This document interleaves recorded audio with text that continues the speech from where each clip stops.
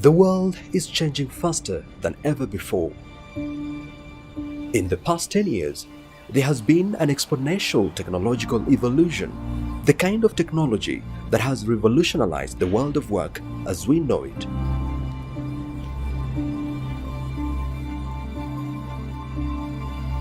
The Lawyers Hub was founded on the principle that law needs to interact more with technology, and that greatly affects tech policy as well as access to justice. So the Lawyers Hub exists as a confluence between law and technology, working on tech policy, on emerging technologies, as well as increasing and upskilling the knowledge of lawyers in the area of technology. We support tech startups as well to ensure that the tech ecosystem also engages in policy, but as well understand issues around data protection, issues that also concern their structure, as well as intellectual property. If you look at the evolution of technology, it's been relegated as an alternative in most systems. But the realization that the 21st century has brought us into is that technology has to be an integral part of our day-to-day systems. And if you look at some critical technology areas like artificial intelligence, blockchain, nanotechnology, biotechnology, then it gives us a strong indication that if we do not start having discussions on the use of these technology areas, as far as law is concerned, then we may be in some kind of trouble. So lawyers are leading the debate on the use of these technologies, especially in Africa. Over the years, the Lawyers Hub has supported the innovation ecosystem, convened events such as the Africa Law Tech Festival and the Global Legal Hackathon.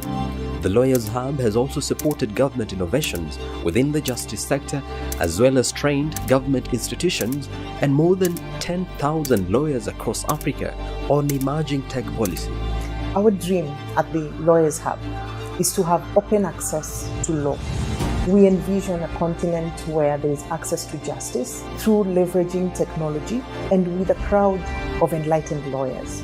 We see a continent that also protects its own through better tech policies, that emerging technologies, through its regulation, will offer better value and consumer protection for the people within Kenya and within the African continent. We envision that we will convene policy makers, regulators, as well as lawyers who are more enlightened on emerging technologies and with better digital skills. And we invite you to be a part of this great vision for Kenya and for Africa.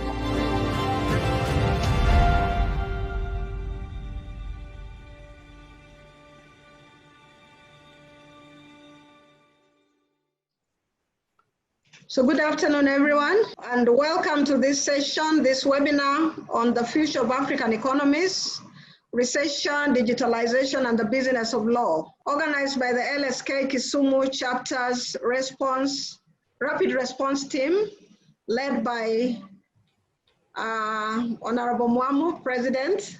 The rapid response team was formed to look into the welfare of lawyers during this COVID-19 pandemic, in areas of welfare, even in the professional area. We must thank the Kisumu chapter for being part of this, for enabling everything to have gone on as smooth as it has, and to give us that operating space. That is what has enabled us to come up with this webinar. And without much ado, I'll call upon our chairman, President Mwamu, to introduce the topic, to introduce the panelists, and to get us started. Thank you very much.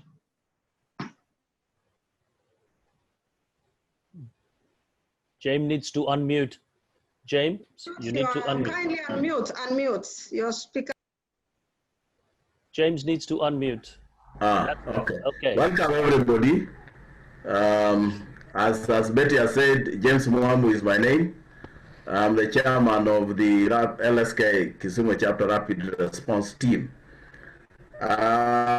Today we have very many well-versed speakers who are going to speak to us about many things. We have Kwame Owino. Kwame is the Chief Executive of the Institute of Economic Affairs, a think tank policy that is based in Kenya. Kwame, welcome. We have Silva Kadondo. Silva Kadondo is a dual-trained Ugandan and South African lawyer. He focuses on assisting businesses, innovators, and investors in shaping the trajectory of the fourth industrial revolution. You will explain to us, Kadondo, what that means, this fourth industrial revolution on the African continent, by deploying skills, knowledge, and experience. Then we have, of course, Don. Don is not a stranger to many of us. I think maybe a stranger to Group Hotel. Don there is the Chief Executive of Pan-African Lawyers Union. He previously served as the Chief Executive of East African Law Society and also acting CEO of Kenya section of International Commission of Jurists, ICJ, and he was also the Deputy CEO of the Law Society of Kenya. Don, because of he has traversed the entire Africa from Tunis and Cairo to Johannesburg, will be telling us how this COVID-19 has affected African law firms and what is the way forward. How can we then move forward? And then finally we have Dr. Muru Patel. Dr. Muru Patel is the CEO of Let's Beat Corona. Let's beat Corona out of the world. He's an innovative serial entrepreneur, and he does many things. He's also an international speaker. Today, although he's a citizen of the UK, but he's speaking from Romania today. So may I then welcome Betty to continue recording the speakers. Thank you. Thank you very much, our chairman, Mr. Mwamu. I would like to call upon Linda to take us through any house rules that we may need, and perhaps to say something as a host before our speakers begin. Okay, so thank you very much. I'll be hosting you from today at the Lawyers Hub. My name is Catherine Moya. I'm a tech policy fellow at the Lawyers Hub. And the Lawyers Hub is an organization that serves Africa and the global south. And what it does, it seeks to explore and give policy alternatives in terms of technology and access to justice. And so in this regard, we have held a lot of work in terms of tech policy, and we have tried and hosted a lot of webinars to help lawyers navigate through this pandemic. And so today we're hosting the Law Society of Kenya in their topic, which is the future of African economies, recession, digitization, and the business of the law. And so we're gonna ask, we're looking forward to this discussion, and for house rules, we're just gonna ask that you mute your mics if you're not speaking, and we allow the panelists to go on. And we'll take questions at some point after they're done giving the introductory remarks. And you can post your questions on the chat or on the Q&A, and we'll be able to just read them through, or you can also raise your hand and we can be able to pick on you and answer questions when the time comes. And so I think that if you're watching us from YouTube, you can also use the live chat platform and just raise your questions at that point, and we can be able to follow them through. So thank you, and I hope you have a great discussion. Linda, for agreeing to host us. We will not waste time. We'll go on to the panelists. To start it off will be Silva. That will be our first speaker today. Silva Kayondo, who will tackle issues of digital banking and how economies in Africa can innovate to survive during the COVID-19. We will give each of the speakers an initial 10 minutes to take us through their areas of discussion. Thereafter, we'll see whether there are any questions that will be specific to their areas. And then perhaps we see whether there are any other general questions. So without wasting time, allow me to welcome our first speaker to take us through his topic. Mr. Silva, please. All right, thank you so much. I salute you all panelists and everyone attending. Greetings from Kampala, and it is a pleasure for me to link all the way to Kisumu. My name is Silva Kayondo, as you might have heard. I am a partner with a law firm called Otis Advocates.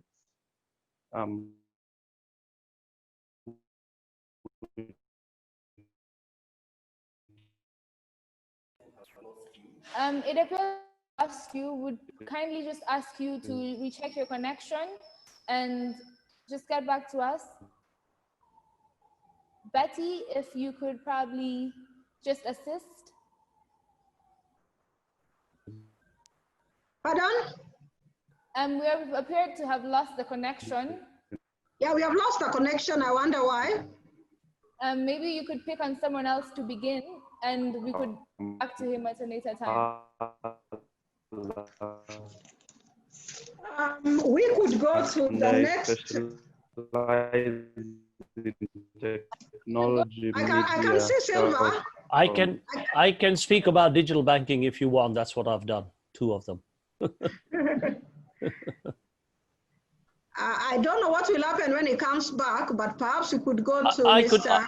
Yeah, I can talk about digital banking if you want. And then when Silva comes in, we can have a little debate. No problem. Yeah, I think we can do that so as to save on time. Save on time and internet connection. So shall I kick off? Yes, Mr. Patel, please go ahead. Okay, so my name's Muru Patel. Thank you, James Mwame, ex-Kisumu alumni friend, for giving us the opportunity to address you all. I feel like a connection over here with everybody. I think Don's Arusha, my father was there, we were talking about.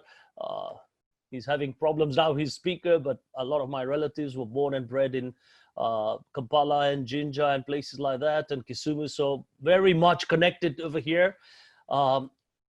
Let's talk about digital banking and the challenges, what, where, why, how, and what's stopping it, and how Africa can really take this on board to change the landscape of being self-sufficient rather than how Africa can depend on people. So I think the technology now in terms of digital banking is totally misunderstood by a lot of people out there. And I speak, as James said, around the world on this subject as well as asset tokenization. In my view, why did digital banking really take off? What's happened is my background is Sun Microsystems and Internet and Java when it first happened. And we were talking about, contactless way of everyone doing any form of transactions because now the Internet was there. However, there was a small piece missing, which is now called digital currency. So we had lots of payment providers who went onto it and provided a service where I would say 90% of the people could take advantage of, meaning put money in their account, withdraw it or spend it. However, the banks, in my view, and I'm not a big fan of traditional banks, have been taking advantage of it. Hence why so many big glass tower buildings and multiple layers of management and lots of costs that the client ended up paying. So what happened is neobanks with cryptocurrency started sprouting up.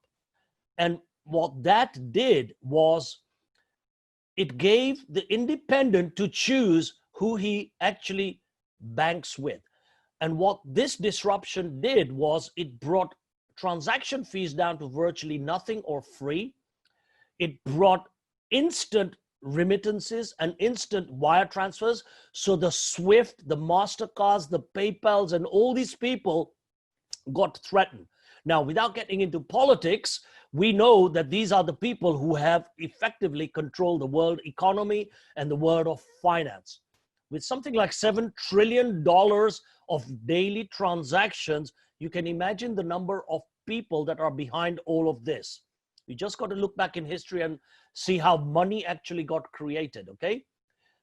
In my view, Africa is currently being, sorry to say, raped by a lot of these organizations where Africans are paying a lot more in their transaction fees for banking, okay? Right down to some of the neo startups. Look at M-Pesa on your doorstep.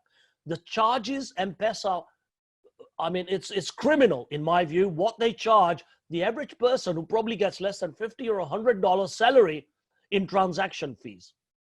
And it's not right, okay? So what neobanks and what we are doing now as well is trying to make not banking free, but trying to make banking paid. Here's what I mean by that. If you are a client, we will pay you to be the client. Can you imagine those days happening? It can. The reason being, the technology adoption now with blockchain, cryptocurrencies, and different variations of mining, staking, advertising, and all these things that can be put on the mobile, your client, just by owning the wallet, can earn money because he banks with you. So these technologies are available now, albeit very, very new, and we are developing something like that to absolutely bring it to Africa. So you don't have to go to the bank to deposit money. Everything's done instant through your wallet, and you get paid for every transaction, and you get paid for just being a user because you get targeted information coming to you rather than all the junk information that a lot of people send to you.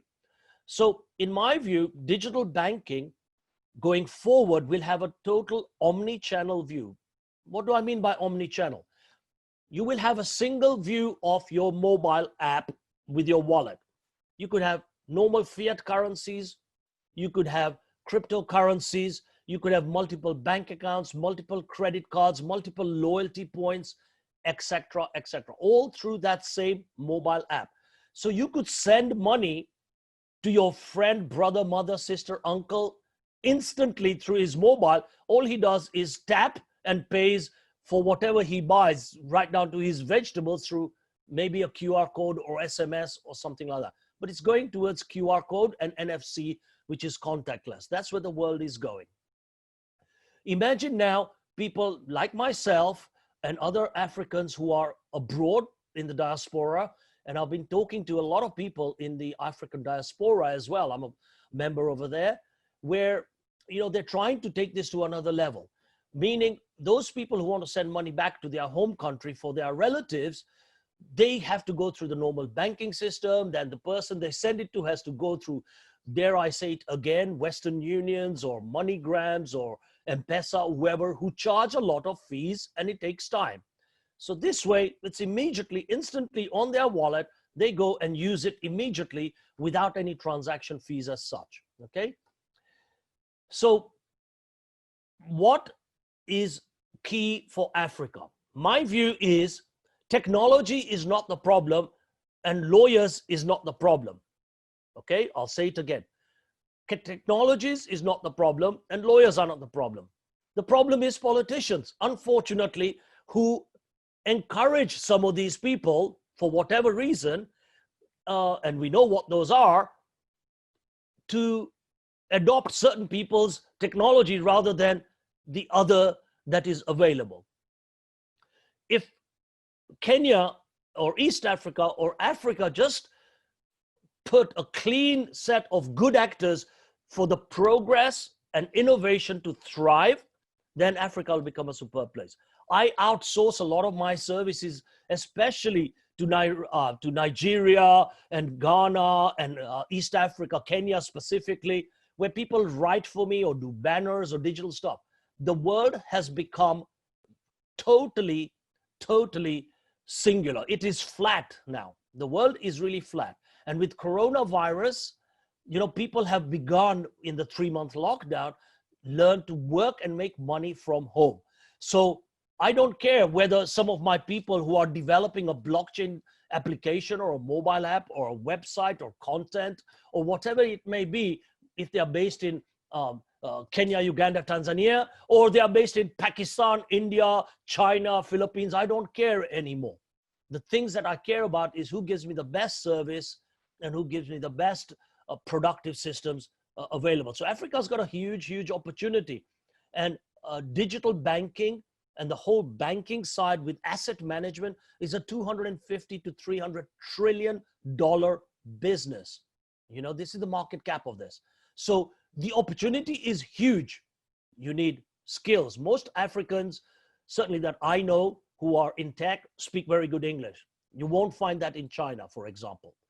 Most Africans generally are very, very hardworking and want to work for their living, even if it's a small salary. So in cost effectiveness, you have an advantage as well. And the third is internet and accessibility to computing and IT and things like that. That's where you need to invest, in my view. I will end over here, but I've got lots more to add, especially on the legal side, what can happen in this coronavirus, because I'm also Let's Meet Coronavirus.org founder and chairman as well. I hope that gives you a rough view of where digital banking is going. Thank you. Thank you very much. It gives us quite some view.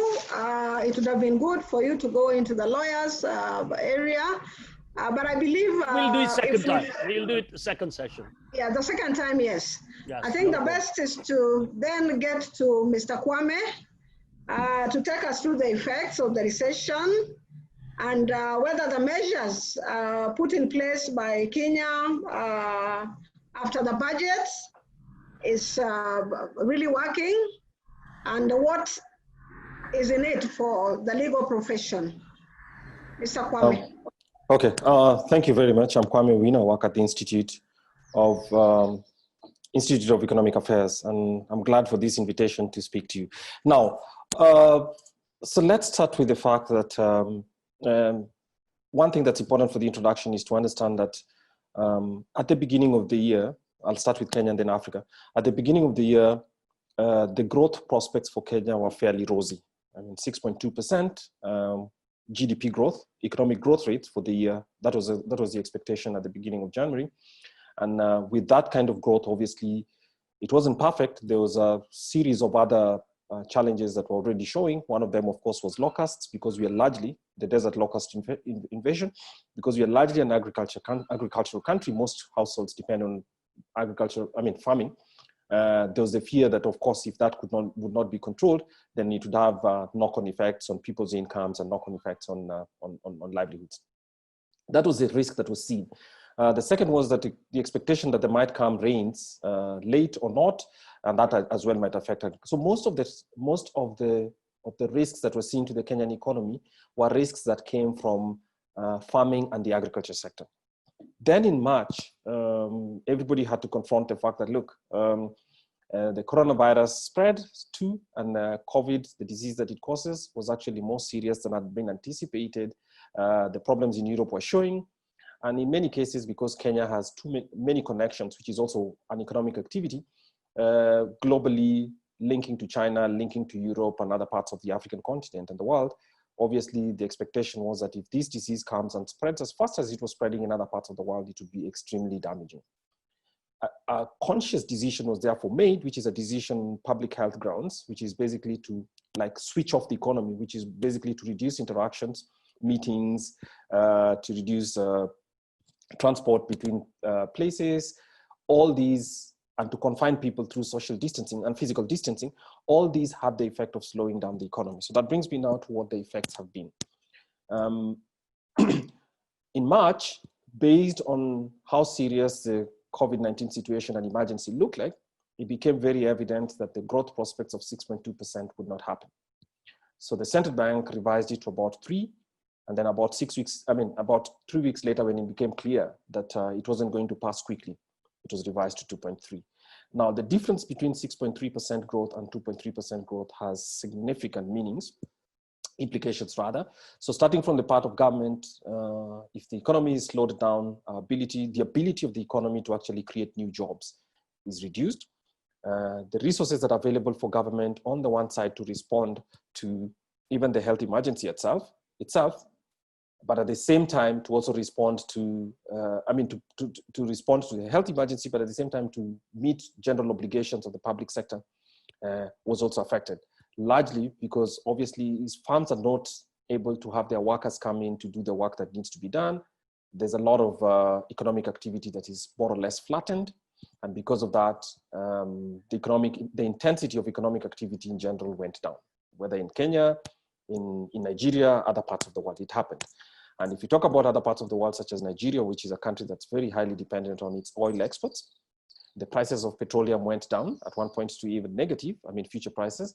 And what this means is that government's incomes are affected. For a country that's, in which oil exports actually fund 70% of government activity, obviously that's going to be seen. And Nigeria being a big country and one that is connected substantially to its neighbors in West Africa, that meant that the growth prospects for West Africa in general went down by virtue of the fact that one big economy was affected. South Africa had the same limitation. Obviously, South Africa was going through a difficult problem as well. It was expected to grow at about 2%. The response to the crisis of, the COVID-19 emergency meant that its growth prospects have actually been cut down to half of that. So what I'm trying to show is that intensity of economic activity, whether commercial or others, was coming down. That means the market for activities and the affordability of all services, including legal services, is going to be affected. What then matters is how fast countries are able to transit from this severe period of the corona emergency to whether a recovery would be able to take place. So for instance, in Kenya, last year when the budget speech was read, there's an expectation that the total collections from taxation would be about 1.8 trillion.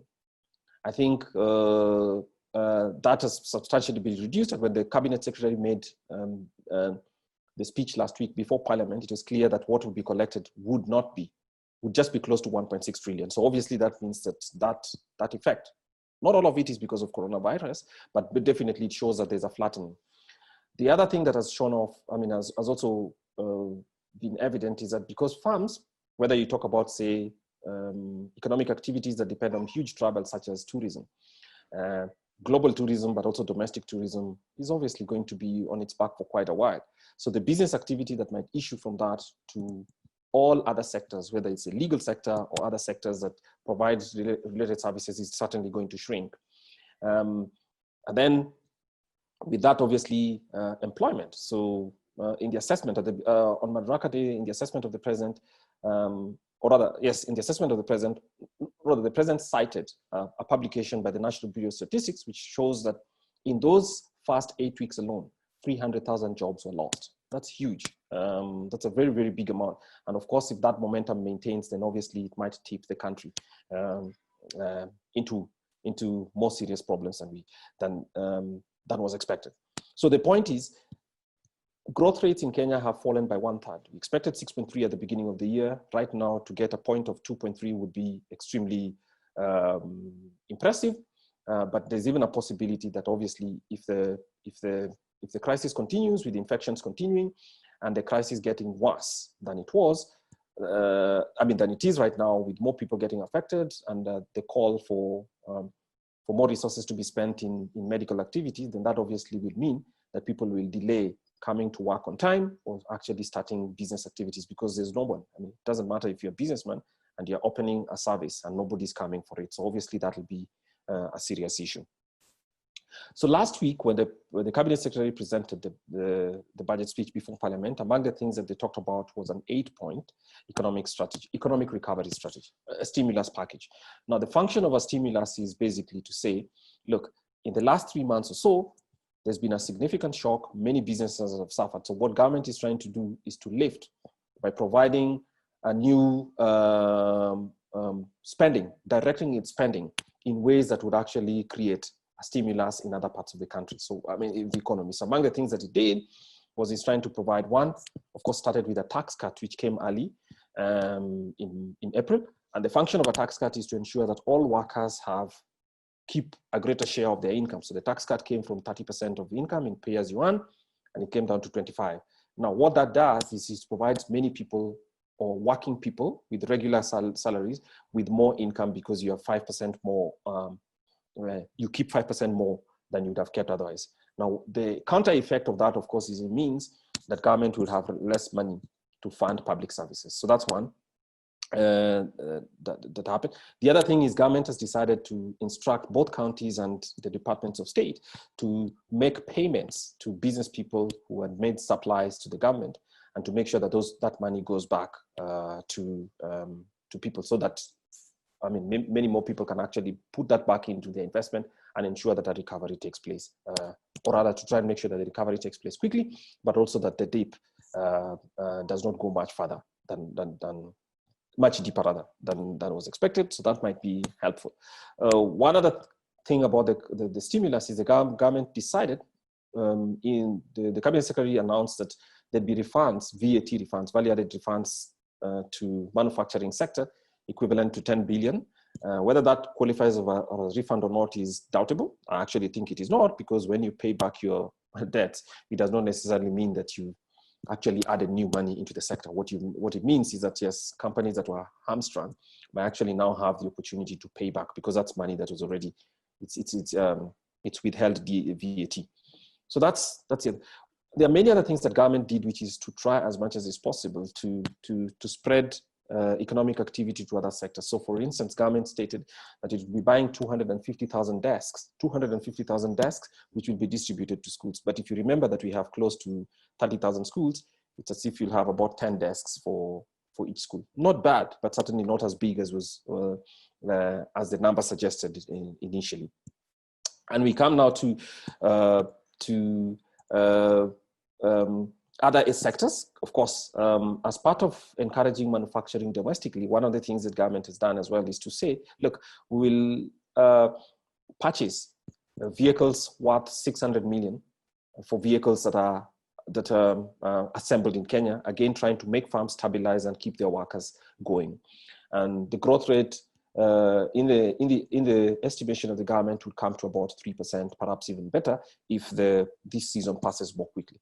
But the dominant thing is that if the country is able to maintain and to slow down the rate of growth of the infections by SARS, and then prevent many more people from getting unwell so that health systems are not overwhelmed, then it is possible for people to go back to work.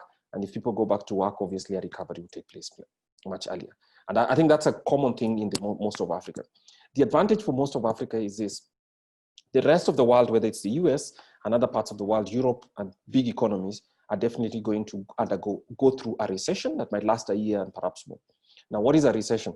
A recession is just basically an economist's view of saying that over 2 quarters, say half of a year, you have growth rates falling, and in some cases going to negative, which means that the economy is actually not growing. And without growth, obviously, you can't create more incomes, you can't create more jobs.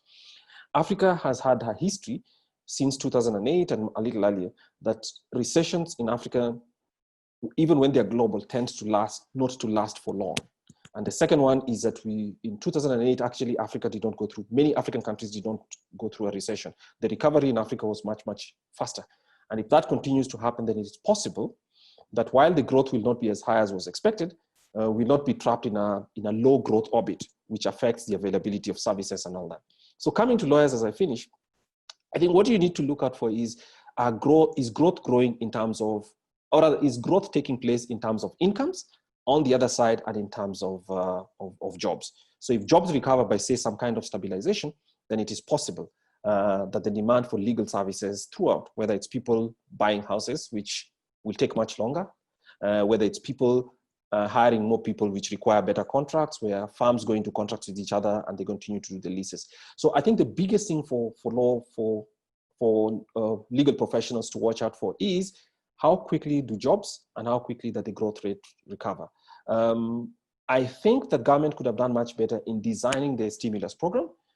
In my view, it's very, very small, and it could have been much, much larger for the reason that the effect of the virus has been much, much more pronounced than what's assessed. And government ought to have started much, much earlier if the intent is actually to create a stimulus package. So the stimulus package that has been initiated is about 53 billion, not too much, not too little as well.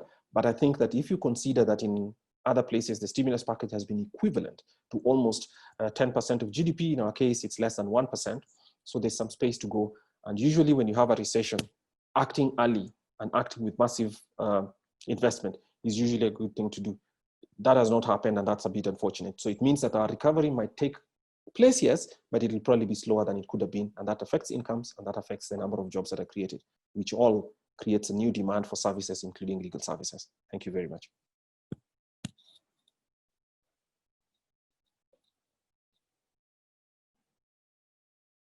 insightful discussion on the economic aspect of it. There are questions which are coming up, and perhaps I would like to ask each of the speakers just to be able to identify the areas that fall under their topics for when they will be given an opportunity to answer. So thank you once again. As people say, even for lawyers, there's always a silver lining. Some people are saying perhaps that with the loss of jobs, with defaults in loan repayments, perhaps lawyers will get work because the people who have lost jobs will be coming to the lawyers to instruct them. People who have banks on their backs will be coming to lawyers. Maybe there'll be business opportunities at the same time, but then again, is it for all lawyers, and is it enough to go around? Having said that, perhaps we go to the I don't know whether we have our brother from Uganda back online. Do we have our brother, Mr. Silva, back online? Yes, I'm back, Betty. And you're able to take us through your topic? Yeah, sure, I am. Or if you are, then perhaps you could continue from where you left or just start it off again because you hadn't gone far. Oh, no, I'm sorry that we had a connection issue. And Mr. Patel has done quite a good job in terms of elaborating what the digital banking landscape is like. The only challenge that now we are having are around issues to deal with digital access, but also digital inclusion in terms of having as many people onboarded onto the digital platforms as possible. So, but also there are certain elementary challenges that remain also in terms of our digital policy framework. I mean, we've seen a move to tax digital transactions in a manner that is eroding value in terms of both attraction to people onboarding. I mean, we have examples of the mobile money tax in Uganda, 0.5% on every transaction, cash out. But also those challenges are also coming up in Kenya now through the recent 1.5% in the tax framework.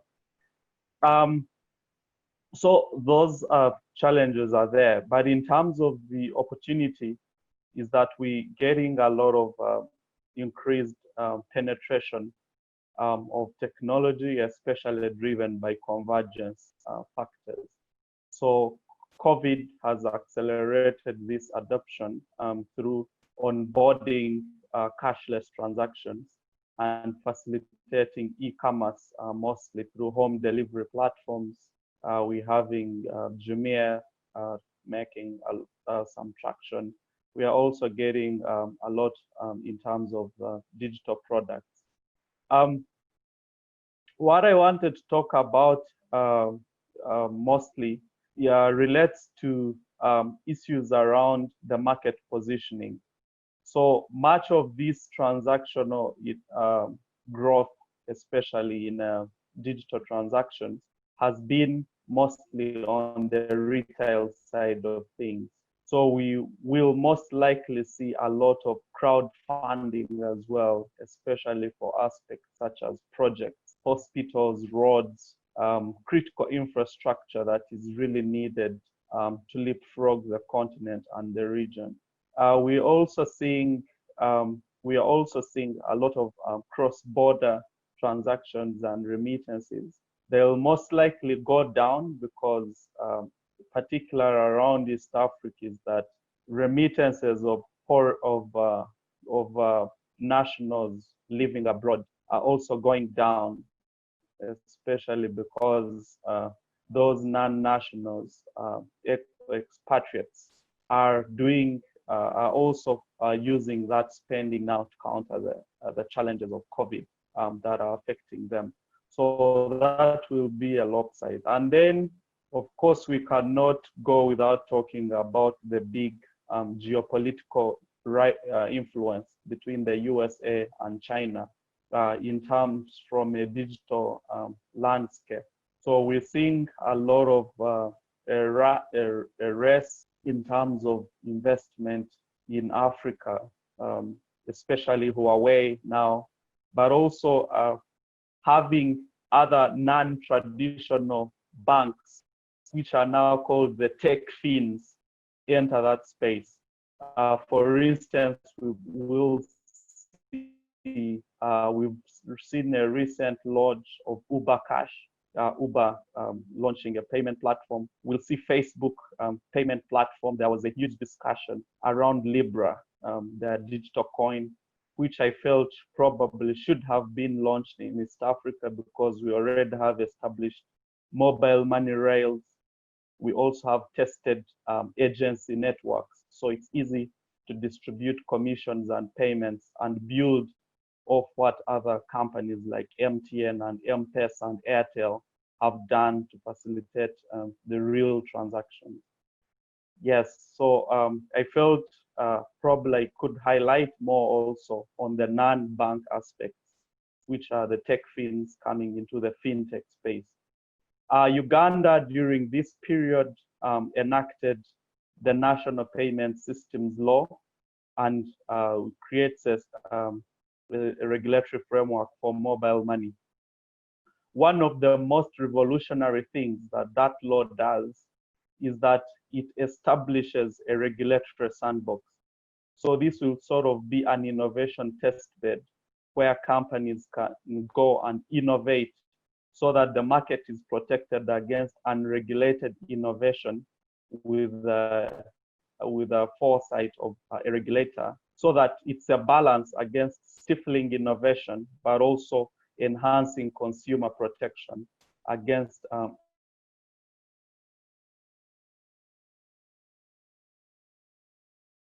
unregulated innovation. There have also to regulate. So there have also been amendments to our Traffic and Road Safety Act to regulate digital transport service providers such as Uber and I think we're losing the connection.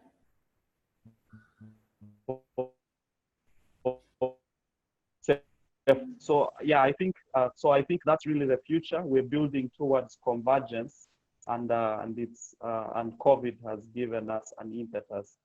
And lastly, in terms of the recession aspects, of course, this being Africa's first recession in 25 years, definitely there will be a lot of challenges, especially arising from national debt. We have seen. I think we're losing his connection. So if he comes, I don't know if he's gonna fix it, or Betty, maybe you could advise us on how to proceed. Yes, we seem to be losing it. Yeah. I don't know what the problem could be. Is it only on the part of Silva? Yeah, I think it seems to only be Silva's connection. So maybe if we take questions. Yeah, it's just his internet. You can't fix this, so just get on to the next speaker. I think it's his it's crazy. Sorry, I mean it keeps on bouncing and yeah, it's your internet, Silva. Yeah, but fundamentally I'm done. So those sovereign loan issues may trigger some certain international obligations in terms of how we seek we can't hear any of it. We cannot hear any of it. Sorry, we can't hear you. We can't hear you. You're on and off. Just take it to the next. Would be Mr. Silva. Perhaps we go to the next speaker, but meanwhile, I'd ask that we look at the questions that are going on, that are coming forth, perhaps through the chat, just to prepare yourselves for when the initial talk is over. Having lost Silva, who has anyway given us quite some insights into more of the economic world, I would ask Mr. Don to kindly come on board and discuss how law firms in Africa have been affected and what societies are doing to assist their members at this particular time. Thank you very much, Madam Chair. I will make some points on that, but maybe let me also just build on what Dr. Mru Patel and also Silva Kandondo Council has been telling us about digitalization, digital banking, and how that can impact us as lawyers and also as citizens, as investors. And I'd just like to take it back to the problems that he called politics, that Mru called politics, and just make this statement. The realm of digitalization and also the realm of financialization, as it is called, these are problems of international financial architecture. These are problems that require us to tackle who makes the rules under which we all operate.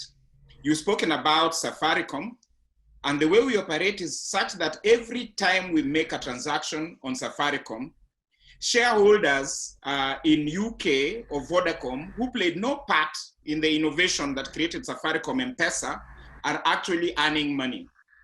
So who makes the rules? It is the OECD, the Organization for Economic Cooperation and Development. It is the G7, it is the G8, it is the Financial Action Task Force. Bodies in which African states and African governments have no stake. They are at best observers in the room. They are not the decision makers. They're not members of the club. This is the realm of what we call illicit financial flows. In Africa, as you know, 5 years ago, Thabo Mbeki chaired a high-level panel that came up with recommendations, which were then adopted by the Assembly of Heads of State and Government of the AU, the summit, around illicit financial flows. And part of what they said is we must have democratic governmental decision-making on issues of taxation, especially digital taxation. It can't be that our colleagues make the rules, then we all have to follow, and our interests are not taken care of. Last year, Nigeria, in its presidency of the UN General Assembly, and Norway, in its presidency of the UN ECOSOC, the UN Economic, Social, and Cultural Commission, established another high-level panel, more or less the equivalent of what Mbeki did for Africa, but now for the UN. It's called UN FACTI, United Nations High-Level Panel on International Financial Accountability, Transparency, and Integrity for achieving the 2030 Agenda. So we need, as lawyers and other actors, to engage in advocacy in this space, to make sure that we're there when rules are being made, and that the rules, especially around apportionment of digitally earned income, are done very fairly so that we get our fair share. Palu has been having sessions on this, on IFFs in virtually all of its annual conferences since 2014. And interest has been picking up amongst members. And we need much more interest, because to take on the international financial architecture and reform it is almost like trying to reform the UN Security Council. In fact, it might be easier to reform the UN Security Council than the international financial architecture, although we need to do so. So maybe in terms of, as we say, new areas of work, sovereign debt litigation. Silva mentioned sovereign debt. Sovereign debt litigation could possibly be one of our new work areas. Just the same as our colleagues, actually members of the Kisumu chapter of LSK, have recently sued the governments of the region in the East African Court of Justice with regard to Lake Victoria. So a mix of environmental litigation, but also really it's economic litigation in terms of the harm that has been done to especially businesses, but also communities and so on the Kenya side of Lake Victoria.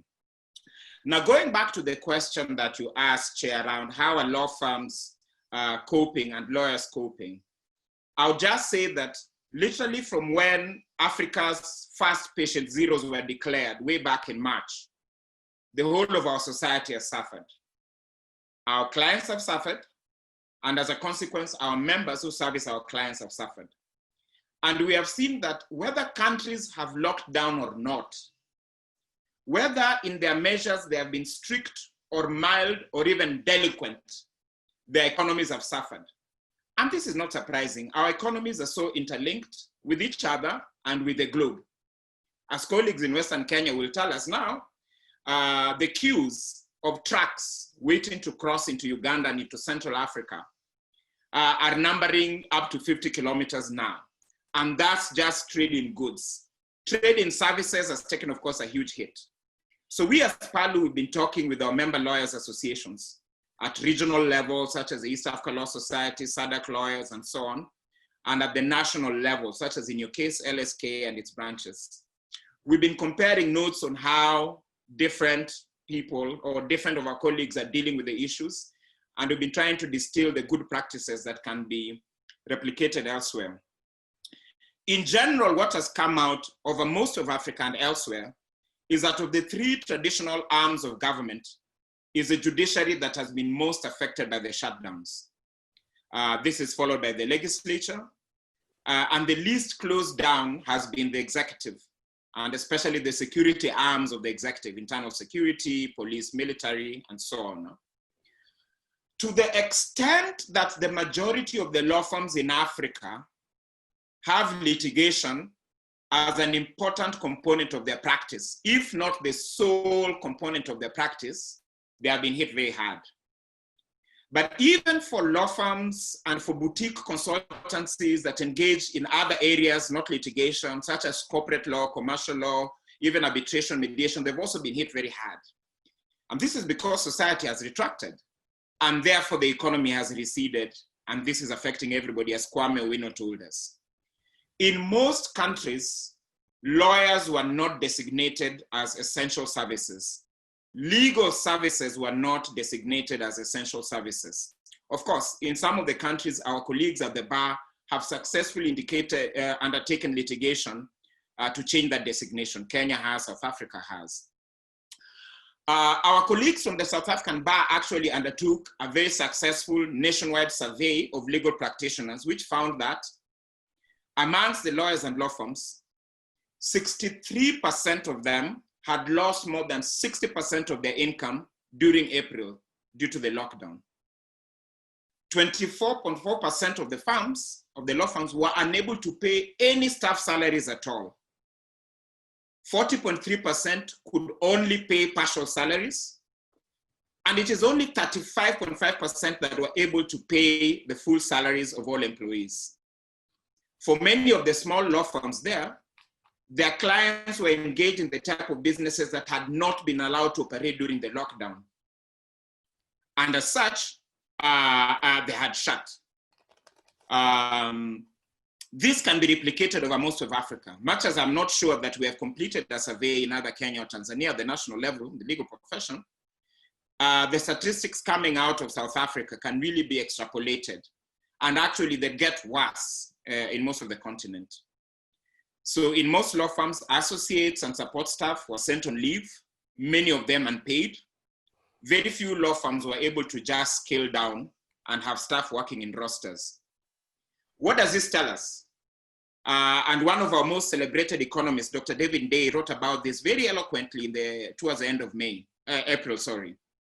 It shows that many lawyers and many law firms are just one step ahead of our wage laborers on the vulnerability scale. Very scary. A lot of us thought we were very comfortable middle class. This has shown the opposite. We also see that firms that were already technologically oriented before found it easier to move the operations. So PALU, for instance, we're a law society, we're not a firm, but where all our programming and all our litigation was already on the cloud, it was not so hard for me to get the team to go and work from home, still be able to work collaboratively and effectively. Now, national lawyers associations and regional lawyers associations had to step in to take some measures. A lot of them came up with membership welfare schemes and funds targeting the most vulnerable of their members. A lot of these have been decentralized. So like in your case, as you say, President Mwamu, the Kisumu chapter has its own rapid response COVID-19 team and doesn't just wait for assistance or advice or ideas from Nairobi. We've also seen very many voluntary welfare schemes run by individual members. Some of the measures we've also seen is advocacy, or if necessary, litigation, to designate legal services as essential services. We have seen advocacy or litigation to get not only courts open, but also tribunals. We have lots of judicial and quasi-judicial tribunals. We have seen bar associations and law societies extending the time and the facilities for members to pay subscriptions. So deadlines have been lifted and members have been given longer time in order to fulfill their dues, bearing in mind the situation of the economy. We have seen waiver of requirements around continuing professional development and continuing legal education, especially where we have mandatory CLE. And we have seen an immense amount of online training of members through webinars and so on. As I wrap up, because I'd like the conversation to be interactive, what are the recommendations? The two key ones are to adapt and to innovate. Life will never really go back to how it used to be. That will not happen. And actually, it ought not to happen. So how do we adapt and innovate for the future as lawyers, as law firms, as legal institutions, as law societies, as bar associations? We are calling for more proactive and more dynamic bar associations and law societies at the national level, at the regional level. On the part of PAL, we'll be having in a week or so our multilingual, our first virtual full council meeting, meaning the 55 countries and the 5 regions, multilingual, online. We're calling upon lawyers and judges and magistrates and so on, and the support staff that serve as registry staff to improve their tech skills.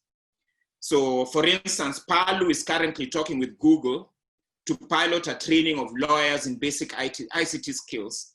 And we see how that can be rolled out and how that can be replicated. So colleagues who didn't really need this before can easily and nimbly be trained in ways that they understand, bearing in mind that a lot of us are not very mathematical or very scientific in terms of, the hard science skills, physics, statistics, and so on. We're pushing courts and tribunals to go online.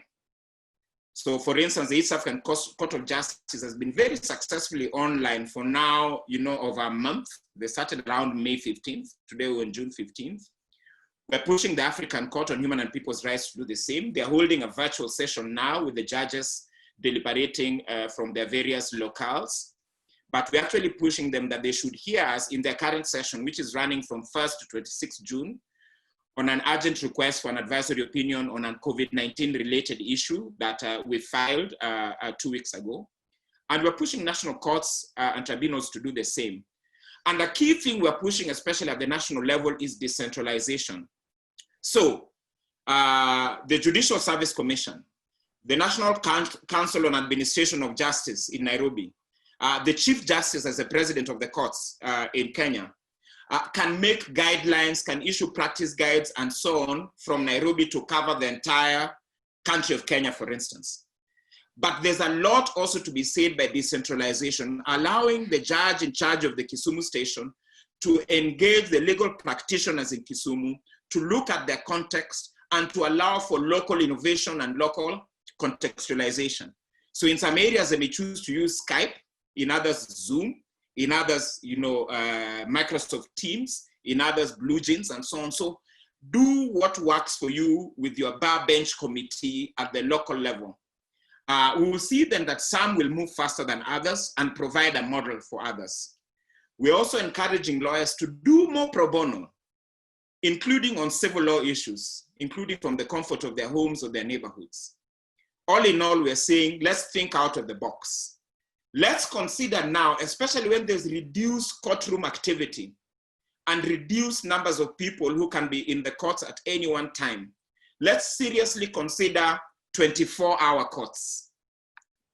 Let's seriously consider a situation where the registries are open 24 hours with staff working in shifts, dealing with lawyers and law firm staff in shifts over 24 hours.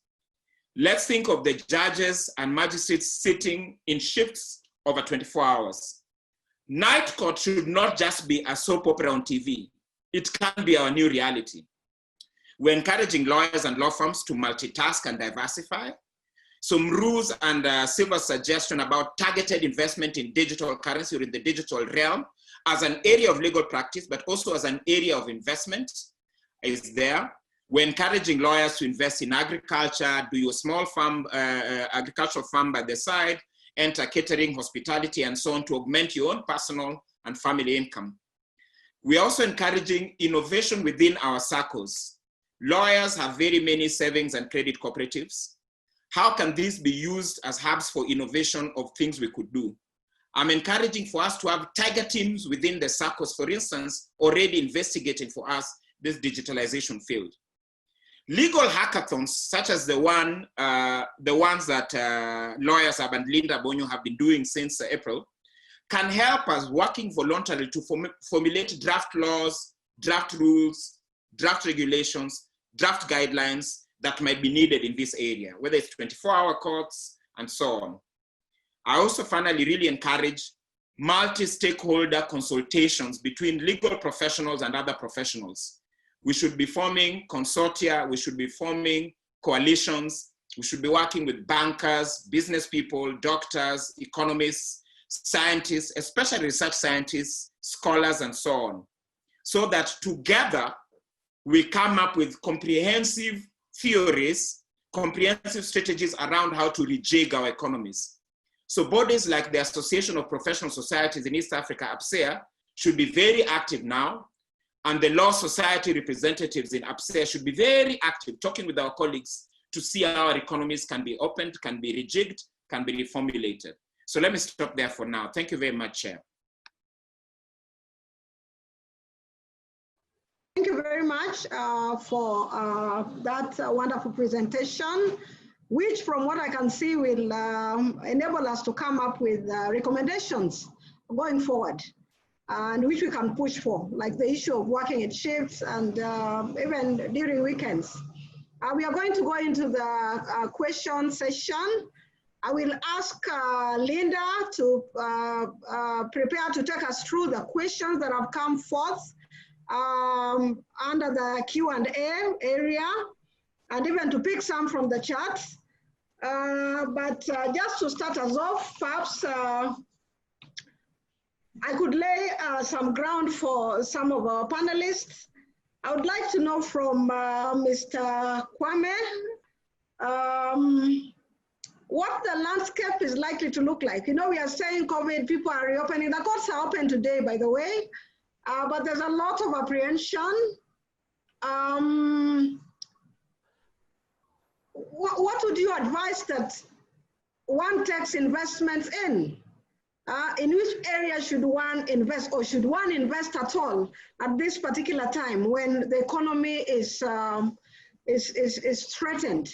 And when, as you say, or as they say, we are in some sort of a recession, is this the time to invest in any area? Mr. Patel and perhaps Mr. Silva, we have very many pre-millennial generation, people who belong to that generation, for whom cryptocurrency is just, you know, very strange, very vague. It sounds complicated. How can they be roped in? How can they be roped in? The other issue, of course, which I think is maybe in the questions, is the issue of security. When we are talking about the digital world, whether in the court process or in the banking area, there's fear about hacking, about exposure of whatever information is out there. Is it, how do we cushion ourselves against that? I think I would leave it at that for now, but ask Linda also to perhaps come up with other areas that have been shared and targeted at specific panelists so that they can give us more insight into these areas. Many thanks to all of you for now. Shall I kick off, Betty? Shall I? Yeah, you could take those before we just address the rest of the questions. Okay, let's do that. So first of all, Don, it's very rare for me to say this, but to find a future-looking, thinking lawyer, fantastic. So I'd like talk to be converted into actions, okay? I like your thinking because I talk about this for the last 20 years, okay, in the vision stuff that I do. So I have a lot of ideas, and including you should put in your hackathons why smart contracts as, you know, as a subject cannot be done through these hackathons, because lawyers, whether you like to accept it or not, your jobs, and for that matter, most jobs are threatened through this disruption. So why should I care that my lawyer has a smart contract template from Tanzania or Kenya or Uganda than he has from America? As long as you abide some basic transactional law practices, you know, how A and B transact, and there are only a few amounts. But if you look at the real estate side, there cannot be more than 250 different types of core blueprint legal terms. So I like this 24-hour working. I like these hackathons. If you want my help, by all means, reach out and I will help you with all of those things. I have a whole raft of not only experience, but people that I can reach out to as I speak around the world. I must have seen over 1,000 proposals in the last year talking about your investment question, and I can advise as well, but it's not financial advice on where people should invest and how they should invest. So let's take the question I think Tom Dallo mentioned in there, is what governments are doing or not doing in certain countries. And the whole discussion is about what Betty also said. I'll try and bring it together of why millennials or even new guys are kind of like worried about the cryptocurrency. Let me tell you, I don't think it's the young people who are worried about it. It's more the older generation who are worried about this, first and foremost, okay? So the younger generation want own freedom. They want decentralization. And what Don also said, a lot of it applies to the younger generation and the millennials. And if you may, let me share this screen with you on where I think is going, and I'll bring it down to how I see this whole cryptocurrency, blockchain, and everything will take on. So if the host can allow me to share, I will jump in and share a screen, which is quite insightful. So the question from Tom was about central bank digital currency. My view, and by the way, I will give a shout out. I'm talking to Mandla Mandela. You know, if Nelson Mandela was there just now, a lot of this, what I call not doing the right ethical things, wouldn't happen. So people are worried just now where, you know, who's going to cheat who. Don also mentioned that it's not politics that comes in the way for some of these bad actors to come in and, I call, rape the African community for huge transaction fees. It's true, the rape can happen from outside, but someone in the country is allowing it. You know, you guys, you need your fair share of the cut of profits. If the transaction's done on your land, you need a slice of it to function in the government. Please don't allow it. Don't allow anybody to do that. So central digital currency, banking currency that China is trialing out, and I was in China last November speaking at an event, and I met with some people out there in the government and a few other people, and we were talking about this. So it's absolutely the way to go. Why? Because if you think about it, 7 trillion of US dollars gets transacted on a daily basis. That's a huge amount. Now imagine just the exchange rate, even if it's 1 cent, how much people are making, okay? Now imagine who is controlling this, okay? Now imagine if you were China or country in Africa or Europe, you must think, hang on, why are we just transacting in this manner and paying all these other middlemen to do transactions?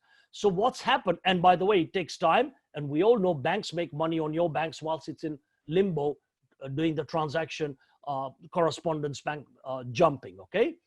So what is happening is China, Germany, UK, and America, and quite a lot of people have realized that, you know, we can't beat this cryptocurrency movement, for want of a better word, but it's become such a revolution that if they don't take part of it, currency will be, as we know it, fiat will disappear, okay?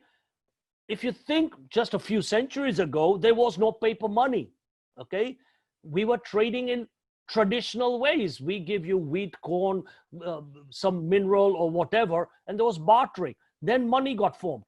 It's now a new transformation with digital currency, because if you just look at even the example of what's happened in America, where they're trying to pay off people for helping them during the COVID-19 scenario, they cannot transact it as fast. So if it was digital currency, it's immediately on their wallet, press of a button and it's done. You don't have to worry about all the lobbyists controlling money, the central banks, the treasuries, the Delarues of the world who actually print this money. So all these people lobby governments and central banks and treasuries around the world in their own way. So cryptocurrency is not allowed to go in because their jobs are at threat. End of story. That's why CBDC has taken that much longer to be accommodated, because you get all these blockers from banks to printing money companies to all sorts of people saying, no good, security, this, that, and the other. Let me tell you, it's more secure than fiat money. There's more money laundering happening with the dollar than there is with cryptocurrency, okay? A lot more, 1,000 times more when I last looked at it.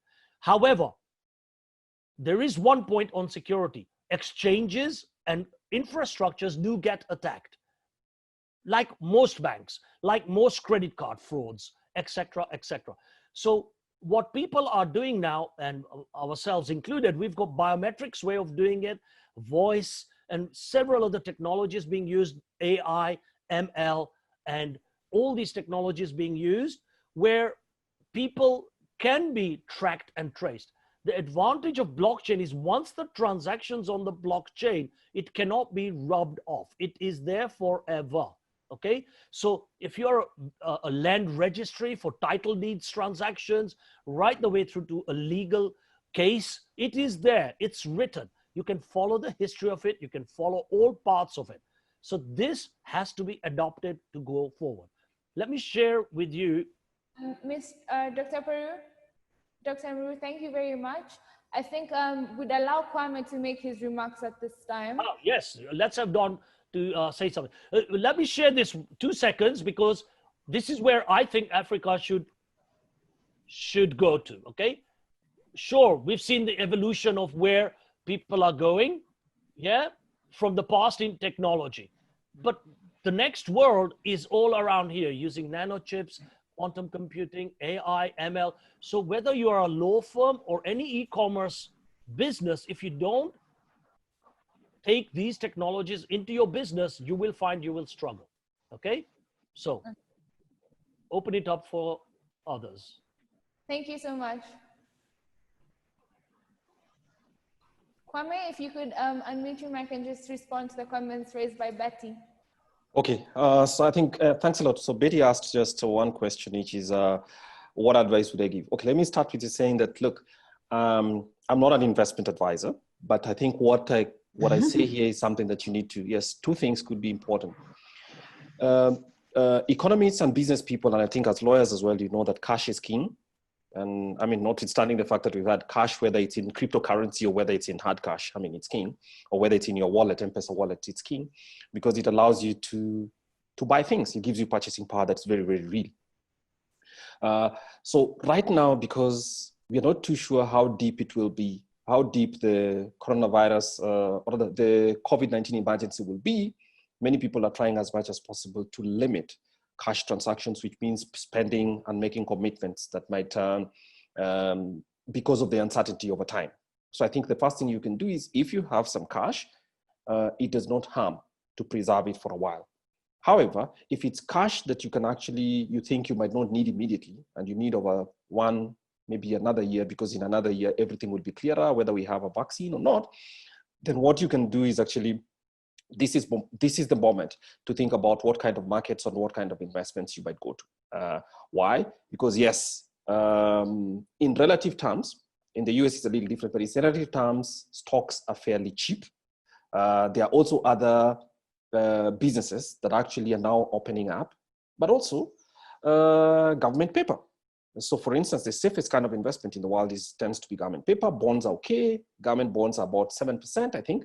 7 or 8%. 7 or 8% is not bad. Even if our inflation is 3, you get 4%, which is not, and you have nothing to worry about. So the point is, if you can keep the cash, keep it. If you want, that gives you liquidity. If you want something that's less liquid, but also available and safe, definitely you can go for public bonds, government bonds, which you can buy through your bank.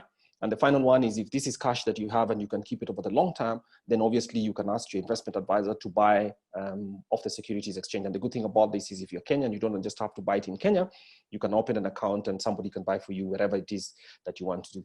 So that's my advice. But I think coming back down to, because I know I'm speaking to lawyers, I think it's something for the law society to consider, and lawyers in general to consider, that good running of the economy is useful for the expansion of economic activity, which in turn expands your prospects as lawyers as well. So it's true that right now there might be a fire sale on mortgages and all that, but as Betty mentioned, that's a very niche market. So you probably will have only 5 or 6 big law firms in every city doing that, and then the rest is not available. So therefore, spreading economic activity through all the firms and raising competition is something that is dependent on how well the overall economy does.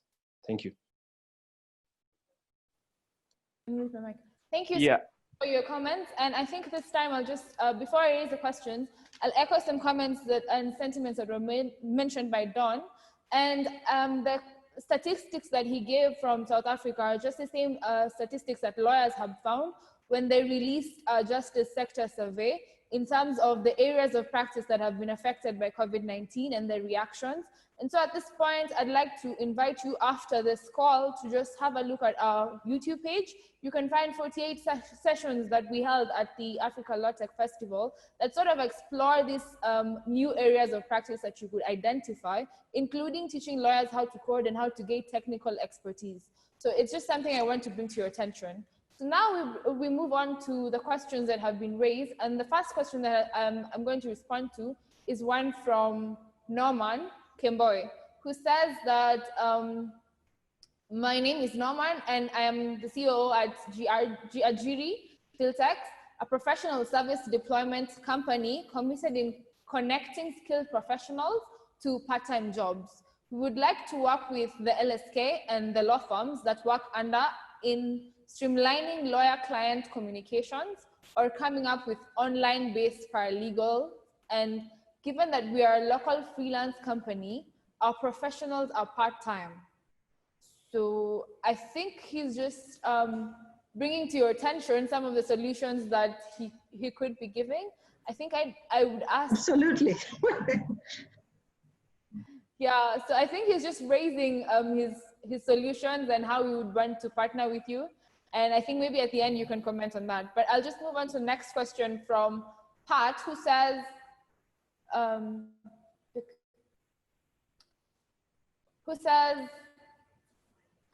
what is the spend on infrastructure in East Africa to allow the digital economy to thrive? And who is spending, government or private companies, or both? We are witnessing this, and how difficult, So what is the spend on infrastructure in East Africa to allow the economy to thrive? And I'll invite Kwame to answer this question.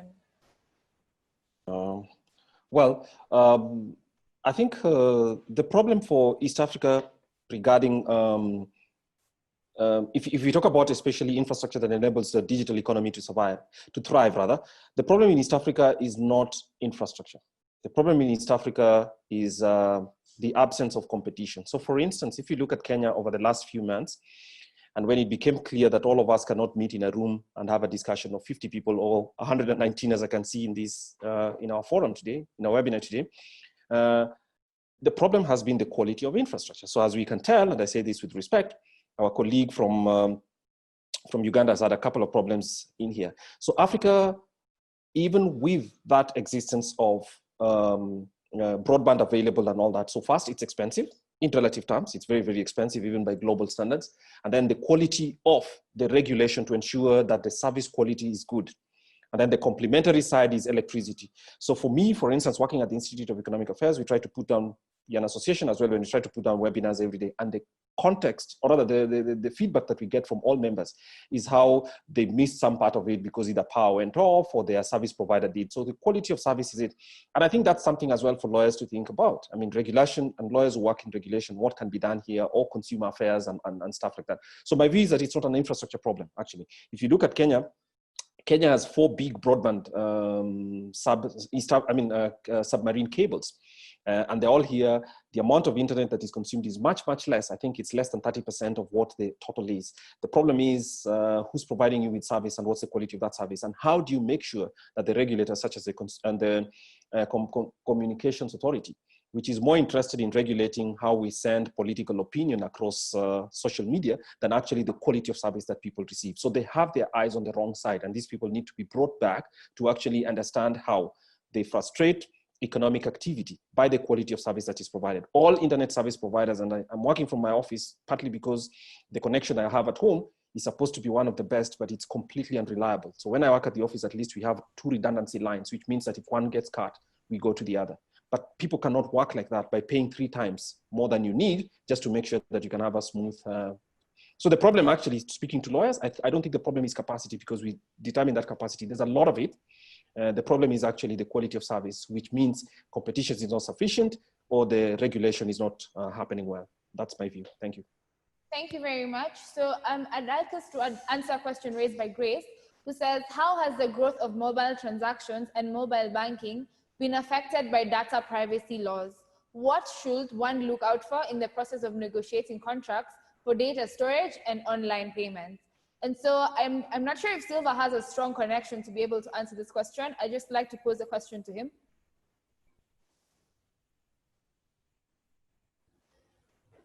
Yes, I think I have a better connection now.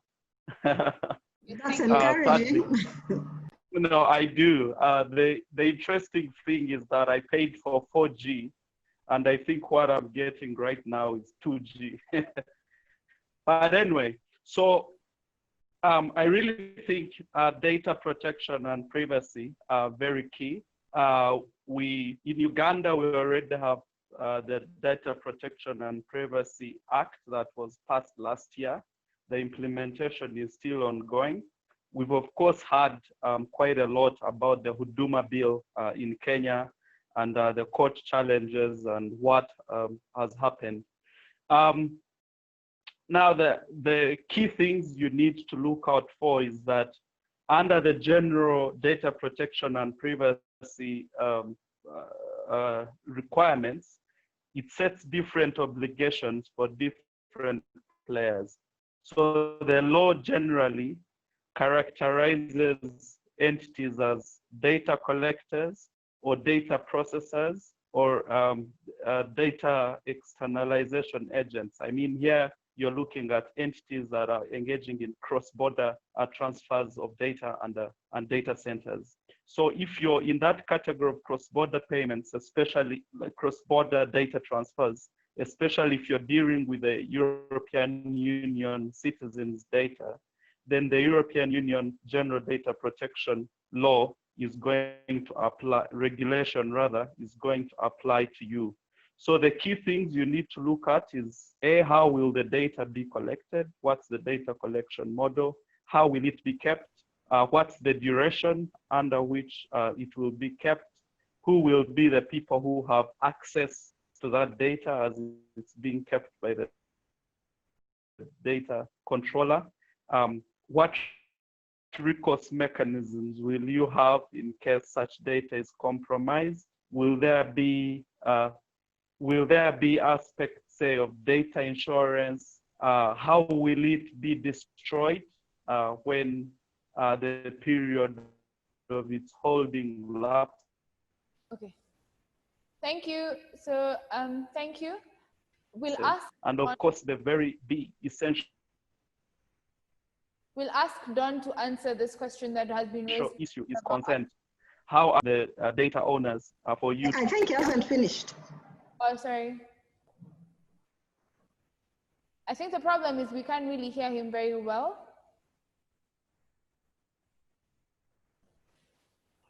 So we'll just ask Don to answer one of the questions that has been raised by our attendees, which is, how do you feel about the Tanzanian president's decision to remain open for business during COVID-19?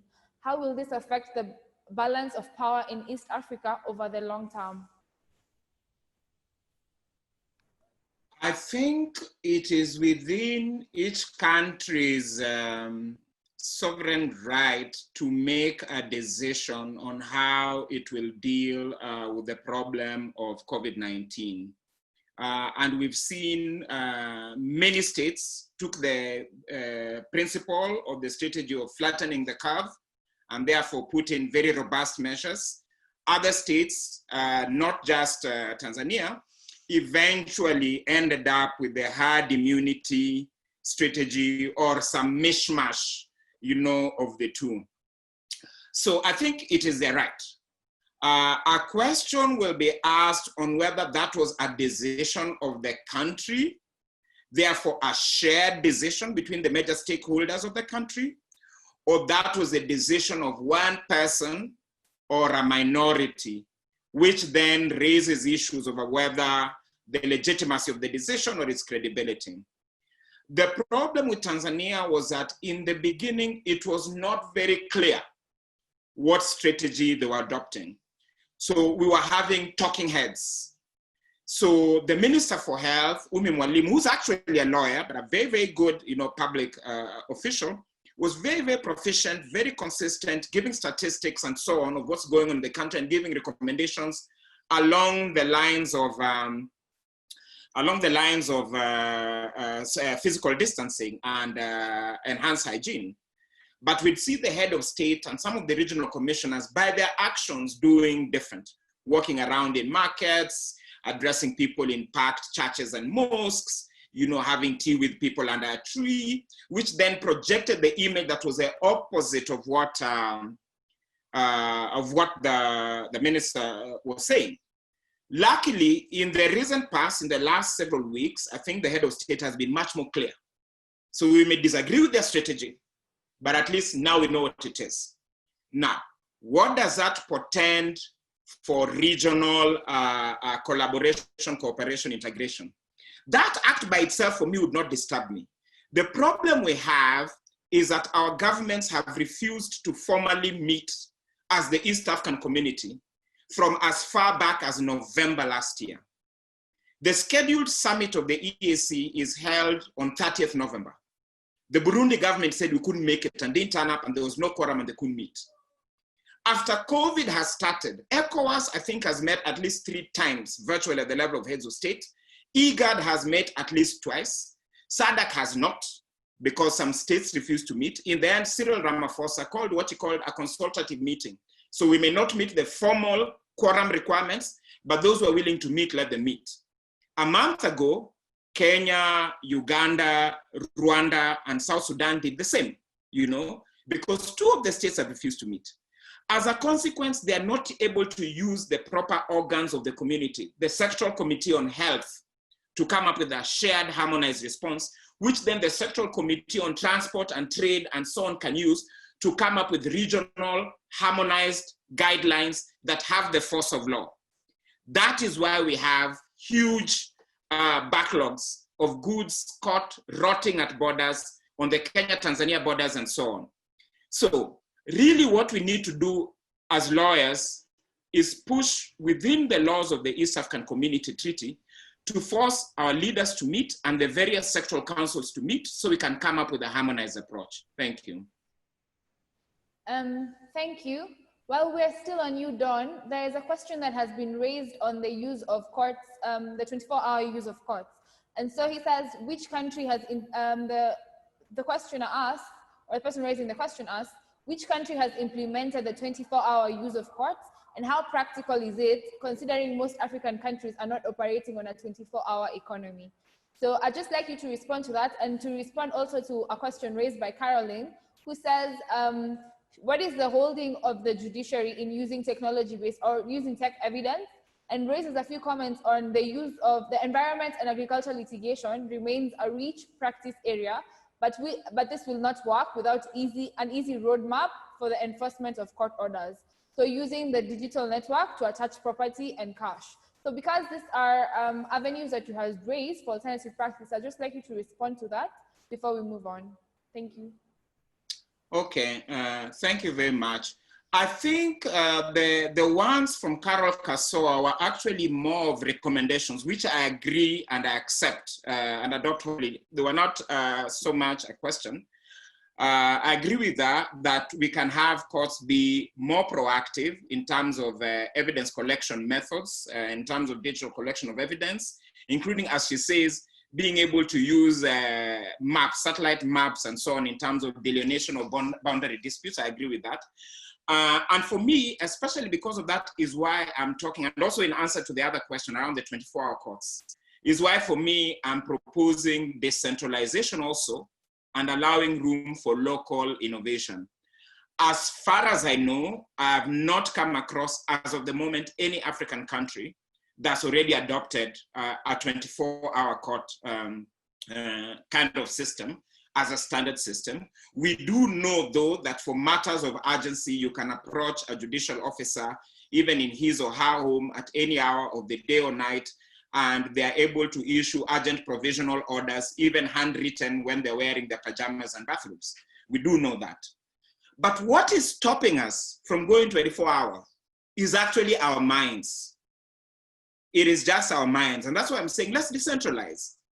If the guys in Malindi are willing to do it, and there's been a discussion between the two sitting judges and the lawyers, and the judges have said, okay, we'll sit in shift and we'll deal with you in shift, it is doable.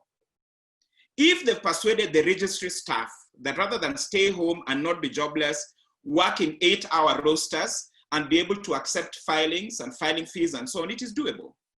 And the moment people begin doing it, what the young people called FOMO, the fear of missing out, will make others, begin thinking of doing it.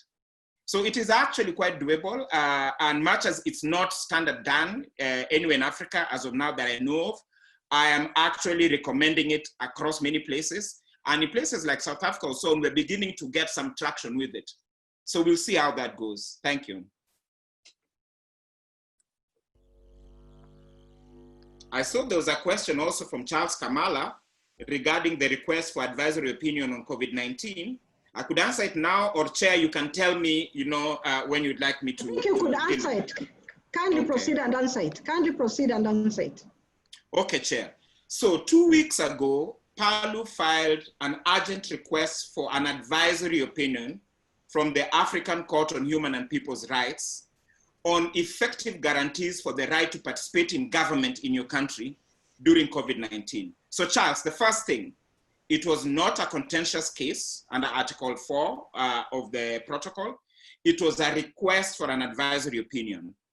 The article authorizes member states, organs and institutions of the AU, and also African organizations recognized by the AU to file requests for advisory opinions.